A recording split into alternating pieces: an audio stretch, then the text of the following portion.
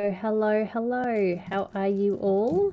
I'm just getting every one of our programs set up so that we can have a chat this evening. So just bear with me whilst I organize all of those elements.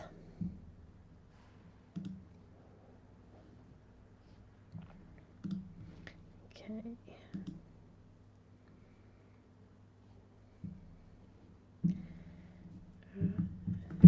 I think I've definitely got Instagram going. So I'm just going to add in our link. Just going to get YouTube and make sure YouTube is working this evening.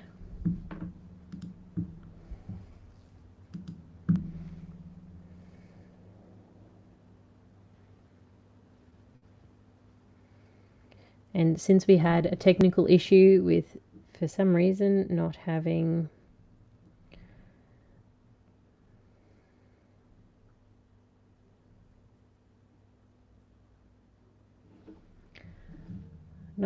any volume, hopefully that is all sorted today.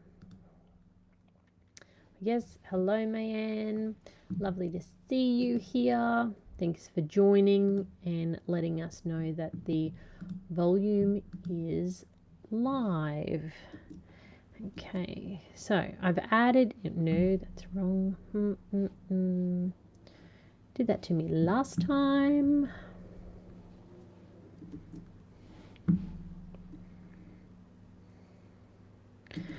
All right, we've got thumbs up on 2 of our platforms, so let's get going. Hi and welcome back. I'm Michelle, founder of J&B Inspired and host of Nervous System Reset for Caregivers. Welcome to day 8. August 13th is Thursday, 2 days away, and I want as many caregivers as possible in that room with me. If you are here live, pop something in the comments so I know you found me. And if you are on replay, welcome. Everything I share today is just as relevant for you.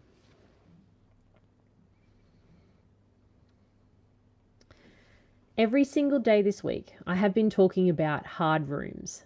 The appointment, the meeting, the specialist, the funding review. The room where you had to hold it all together, stay regulated, speak clearly, and advocate fiercely, all while managing everything and everyone else in that space at the same time.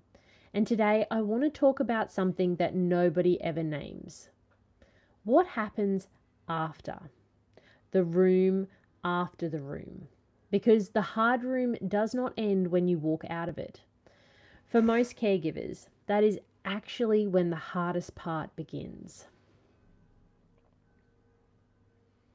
I want to share something personal today because I think many of you are going to hear this and feel less alone.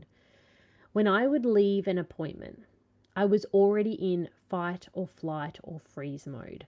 I'd spent the entire time trying to convey what was not working, trying to be heard about what we needed, trying to be seen as part of the care plan, and more often than not, leaving that room without feeling any of those things had actually happened. And I would get to the car, and I would feel this overwhelming need to release, to yell, to cry, to just let my body do whatever it needed to do, because my whole body felt like it was vibrating from the inside out. And then I still had to get the kids in the car. I still had to do the school pickup and make dinner and manage the afternoon and do bath times and get everyone through to bedtime. And as the day went on, my capacity became smaller and smaller. Sounds became intolerable. I could not have anybody touch me. My sensory needs were overwhelmed by the sheer volume of the mental effort, the emotional regulation, and the energy it had taken just to be in that room, trying to manage a professional's communication style, manage my children's distress if they were unsettled, and make sure I came across as credible, calm, and composed. Because if I was too emotional, I was dismissed. If I was too firm, I was difficult. The window of acceptable was this narrow, and I was performing within it at an enormous cost to my own nervous system. And then at night, once everybody was asleep, I would find myself crying in the shower, trying to release everything that had built up from the moment I walked into that room to the moment I finally had a minute that was mine. That is the room after the room, and it is real, and it is where the body absorbs what the mind had to hold.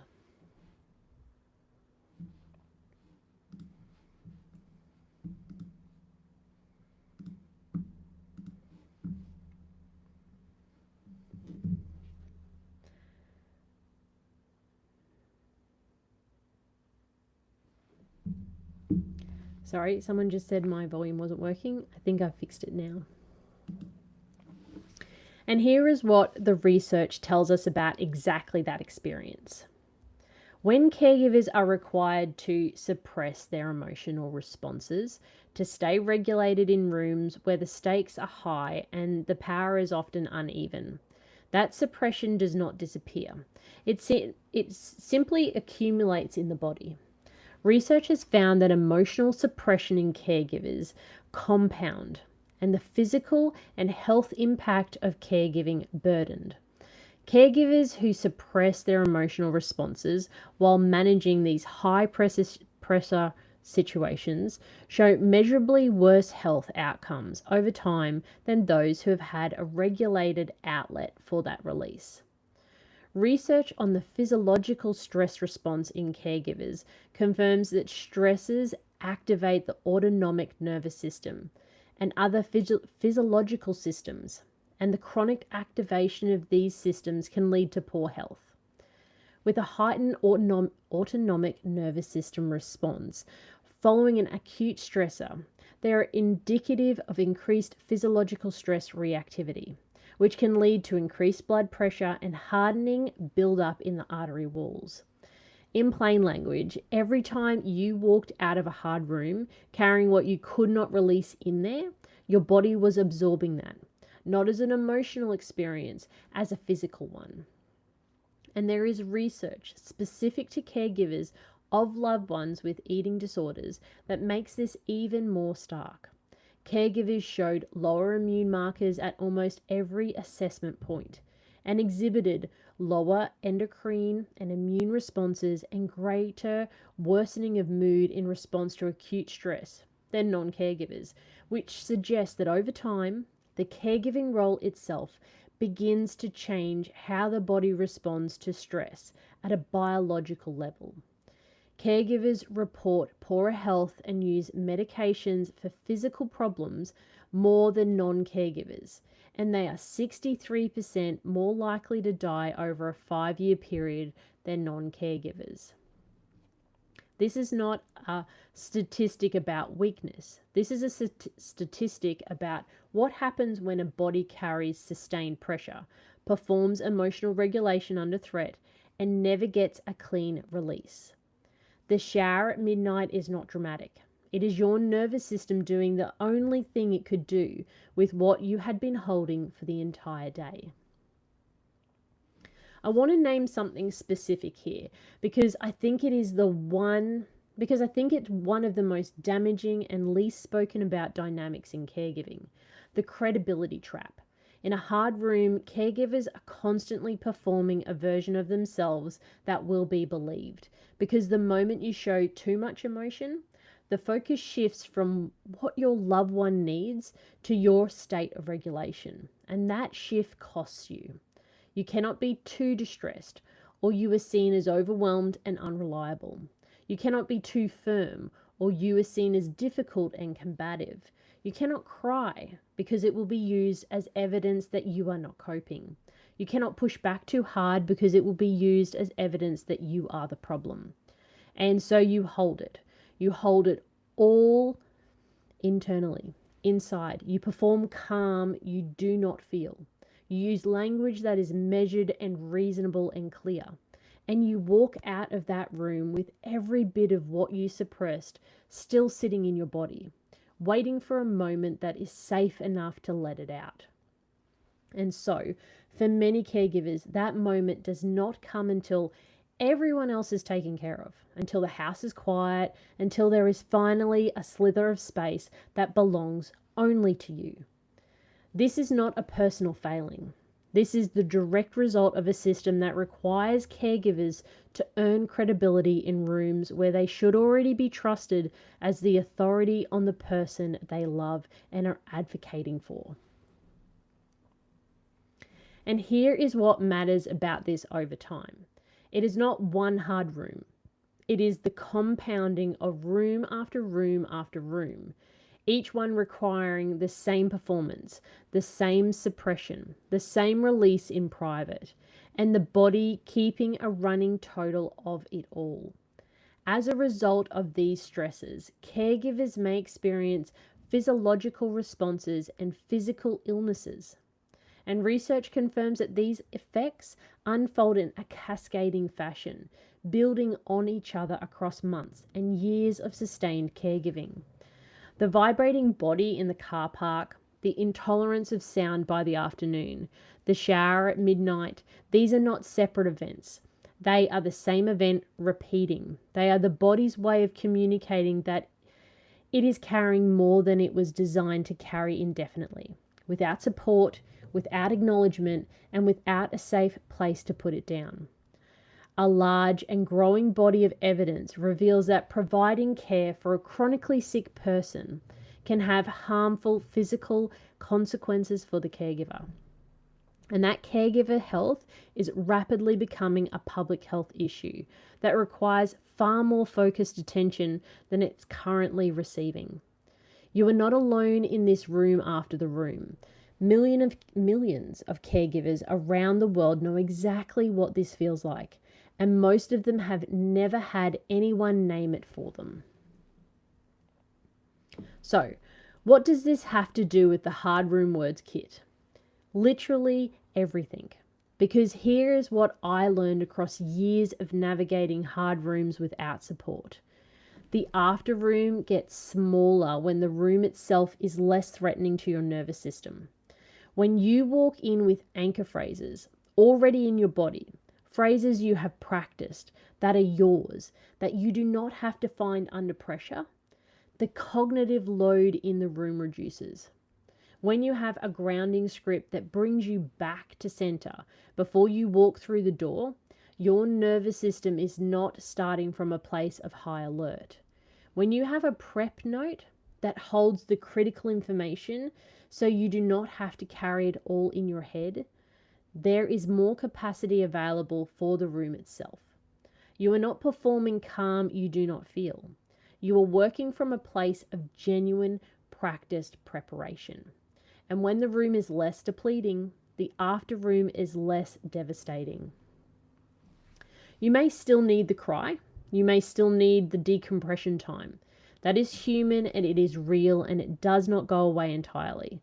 But the vibrating body, the sensory overwhelm, the midnight shower release, that reduces when the room itself stops costing you everything that you have. That is what Thursday is for. I want to come back to a question that has been sitting across this week's lives because it belongs in this conversation as well.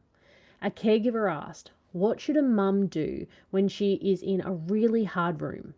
Her child is clearly struggling and she feels like the people meant to help are not listening to her. I have answered parts of this across the week. The escalation rights, the documentation, the language tools. But the part I have not named until today is this. Before you can use any of those tools effectively, your nervous system needs to be regulated enough to access them. And that regulation starts before you walk in. It starts in the car park. It starts with the breath. It starts with the anchor phrases you practiced at home the night before, so that when your mind goes blank in that room, your body already knows what to do next. The tools in the Hard Room Words kit are built specifically for this, for the mum who is already in fight or flight, before the appointment even starts, who is managing her child's distress while also trying to be heard, who needs something that works in the body, not just in the mind. You deserve to walk into that room with more than a hope that you will find the right words. You deserve to walk in prepared.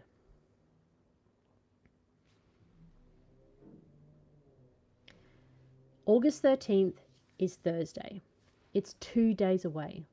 In 60 minutes together, we will build your personal kit. Anchor phrases for when your mind goes blank. Grounding scripts for before you walk in. A prep note that holds what matters most so you are not carrying it all in your head while someone is talking over you. You leave with tools that are yours for every hard room, for every room after the room. It's $49. There is a 14-day replay if you cannot be there live. I understand the world that is caregiving, and I know sometimes you invest in yourself and chaos hits, and you just are unable to get there. So there is 14 days where you can come back and you can still access support from me and my team. There are caregivers who have already registered. The link is in the comments. Thursday is 2 days away. Go grab your spot now. And if you've missed this live and you're watching it on replay, I also have the link in the notes under this particular video for you to access. Tomorrow will be day 9 and I will be back again. If today landed, if you recognized yourself in the car park, in the shower, in the afternoon where your capacity had nothing left, drop something in the comments, even just the shower. I read every one. And if you have a question for tomorrow, put it below and I will take the time to answer it for you. And if you are listening to the podcast, Nervous System Reset for Caregivers, we are doing the Caregiver Punch Card. It's always in the show notes. Listen to 10 episodes, receive 10 stamps, and email your completed card to support@jmbinspired.com and go into the draw for a caregiver gift. This is our way of saying thank you for showing up for your loved one every day, whether you get acknowledged or you don't because your loved one has no capacity to. We are wanting you to know that we see you, we hear you, and we're here to support you along your journey. One episode at a time. You don't have to carry this alone anymore. Thank you so much for being here today. The room after the room is so real. Your body has been keeping score of every hard room you have ever walked out of, and you keep going anyway. That matters. You matter. The registration link is in the comments, August 13th, which is Thursday, and I cannot wait to be in that room with you. And I see you here today, and I thank you so very much. And for anybody coming tomorrow, I'll see you back here at a similar time to talk about all of the things that make caregivers amazing. Have a wonderful night and thank you for your time.